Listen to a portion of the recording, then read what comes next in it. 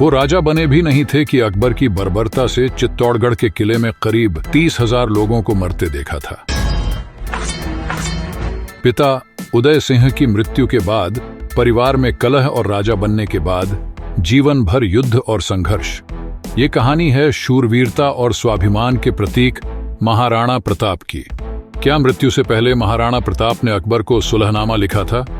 उनकी मौत के बाद बेटे अमर सिंह ने मुगलों से संधि क्यों की? आज जानिए कहानी महाराणा प्रताप के अंतिम दिनों की।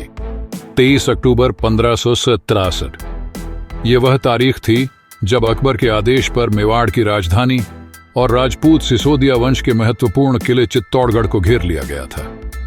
राणा उदय सिंह को परिवार के साथ किसी तरह बाहर निकाल दिया गया था, लेकिन किले में करीब 30,000 लोग मौजूद थे। 4 महीने तक चली इस घेराबंदी के बाद होली के दिन मुगल सेना ने किले पर हमला कर दिया था। किले की कमान संभाल रहे जयमाल राठौड़ वीरता से लड़ते हुए मारे गए। इतिहासकार मानते हैं कि इस घेराबंदी में अकबर के आदेश पर हजारों स्थानीय लोगों को ही मार दिया गया। इस घटना के बाद से प्रताप में अकबर के खिलाफ ज्वाला धधक रही थी। मेवाड़ का राजा बनने के बाद उन्होंने मुगलिया सेना से अपने एक एक किले को आजाद कराया। राष्ट्र रत्न महाराणा प्रताप जैसी कई किताबें लिखने वाले इतिहासकार डॉक्टर चंद्रशेखर शर्मा के मुताबिक प्रताप ने अपने जीवन काल में 100% मैदानी और करीब 90% पहाड़ी इलाकों को अकबर के कब्जे से आजाद कर गया था। एक बार शिकार के दौरान महाराणा प्रताप ने जैसे ही धनुष की प्रत्यंचा चढ़ाई, उनके पेट में गंभीर घाव हो गया। चावंड के किले में करीब 20 दिनों तक वह घायल अवस्था में रहे। उन्हें अपनी पीड़ा और मृत्यु से ज्यादा परवाह मेवाड़ की थी।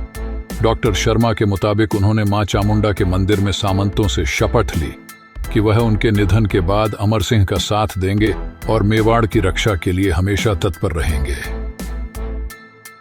इसके बाद जनवरी 1597 महाराणा प्रताप का निधन हो गया।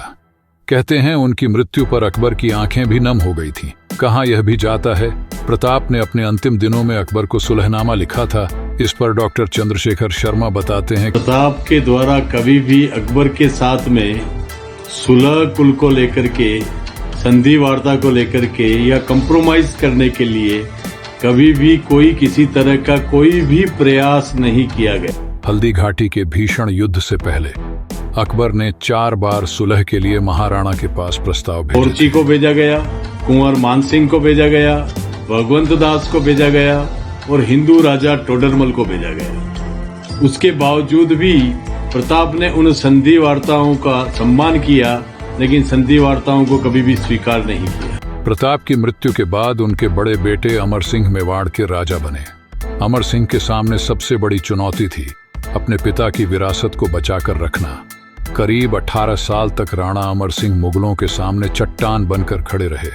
इतिहासकारों के मुताबिक महाराणा प्रताप की जीती हुई रियासत को बचाने के लिए राणा अमर सिंह ने 1615 में अकबर के बेटे जहांगीर के साथ सम्मानपूर्ण संधि कर ली। इस संधि को इतिहास में सम्मानपूर्ण संधि कहे जाने के कई कारण हैं। जहांगीर ने कई ऐसी शर्तें हटा दी थीं जो अकबर के समय संधि करने पर माननीय पड़ती थीं।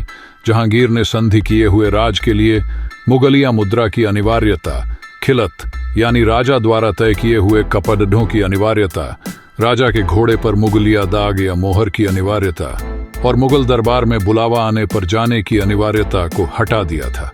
कहते हैं अमर सिंह कभी भी मुगल दरबार में नहीं गए। उनकी जगह मेवाड़ का कोई प्रतिनिधि या उनका बेटा जाता था।